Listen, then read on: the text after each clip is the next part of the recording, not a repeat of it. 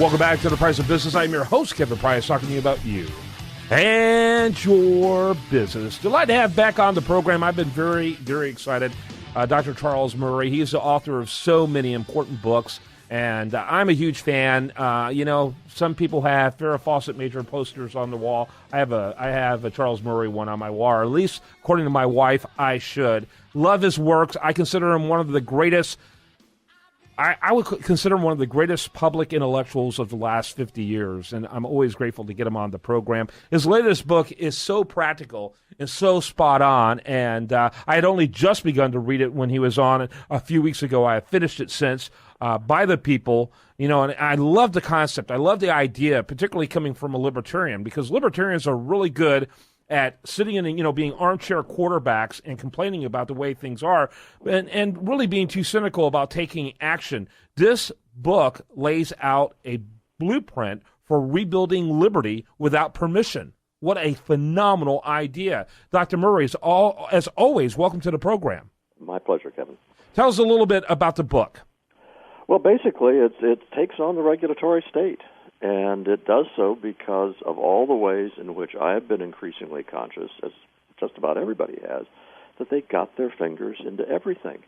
Whether you want to put a deck on the back of your house, or whether you're trying to run a small business, or if you're trying to get together with your neighbors to fix up the park or something, you run into one barrier after another.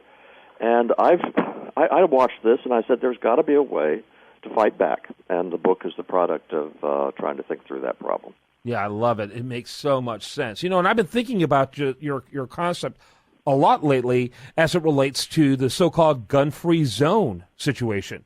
I think it's reasonable for anyone who goes to a movie theater that has a sign out front that says it's a gun-free zone should believe that they're going to be reasonably protected because they can't protect themselves. If there's any lawsuits in the works when it comes to this? I haven't followed that, no. I'm actually, Kevin, one of the things that I want to go after are just the day-to-day ordinary things. And any of your listeners who are running a small business know exactly what I mean.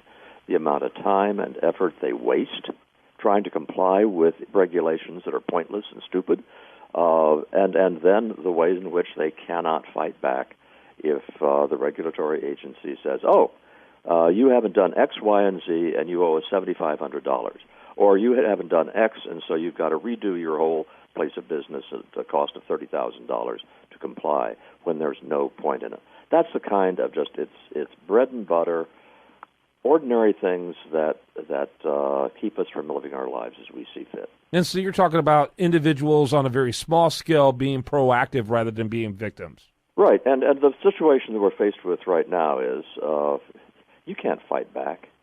If the OSHA says, or the Occupational Safety and Health Administration, if they say, you've done something wrong, you know that if you hire a lawyer and try to fight that, you'll end up spending, 5 figures at least and tying yourself up. But what, I asked myself, would happen if when a small business person is confronted by an allegation that they violated a stupid regulation, suppose a lawyer shows up and says, we're going to fight this for him. Not only are we going to fight this, we know he's technically guilty of violating your stupid regulation. We don't care. We are going to use the legal system to tie you up, to make you spend dozens of hours you don't really want to spend going after this trivial offense. And once you fine him, we're going to reimburse the fine. Mm-hmm. And that's what gave me the idea of having legal defense funds. Publicly funded. By publicly, I don't mean the government. I mean people contributing obviously money to it, which would take on, the public doesn't necessarily mean government. Right. Which would provide this kind of ability to push back against the interference we get from the regulators. Yeah, we saw here locally, just outside of Houston, a school district, Kuntz School District, being, attacked because some students just voluntarily put up scriptures, around the field for their football team, and they were forced to shut it down by a group of atheists. They fought back. They fought back in the courtroom, and they won. And not only did they win, they wisely kept on going, wanting punitive damages. And I say wisely because if they merely win, but it doesn't cost any money, you're going to have the same problem over and over and over again. You got to take money out of their pockets in order for them to feel it. Yeah, there has to be a pushback. There has to be a price that is paid. Now, I'm not talking about so much fights between people who are suing each other. I'm talking about regulatory agencies versus the ordinary citizen. And there, the price they pay is their time. A lot of people who work in regulatory agencies don't really want to have a whole lot of extra work landing on their desk. It's going to make them work 50 or 60-hour weeks. They also don't want to have a lot of publicity that's embarrassing to them, that's embarrassing to their superiors, that gets them in the newspapers in ways that make them the bad guys. All of these are things that the legal defense funds can, a price that they can impose on the regulatory agencies. Yeah, the opportunity costs. I don't think most bureaucrats are well noted for their desire to work extra hours. And so that makes a lot of sense to me. Tell us where you're at in the development of this Public Defender Fund.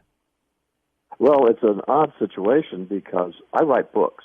I do not start complex organizations. And so I've had a lot of emails, a lot of people getting hold of me saying they want to donate money, or their attorneys who want to donate their time.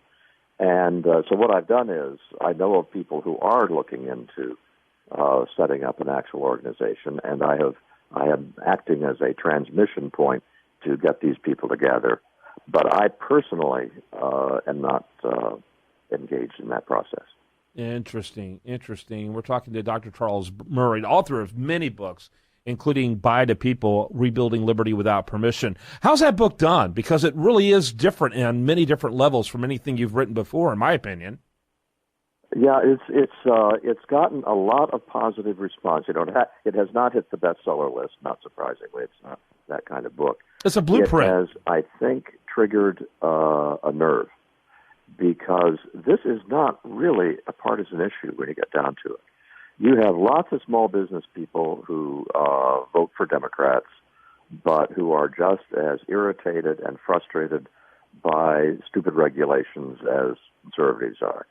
And I think that in that kind of general sense that the government at all levels, not just the feds, but also city and state governments, have to back off. I think that is a common bond that can maybe produce some across the political spectrum cooperation on pushing back. Very good. Charles Murray, we're going to take a break. We're going to have more of him right after this. You can learn more about him at aei.org. You put in Charles Murray, and he shows up prominently. Plus, I encourage you to check out at Amazon, By the People. More after this on The Price of Business.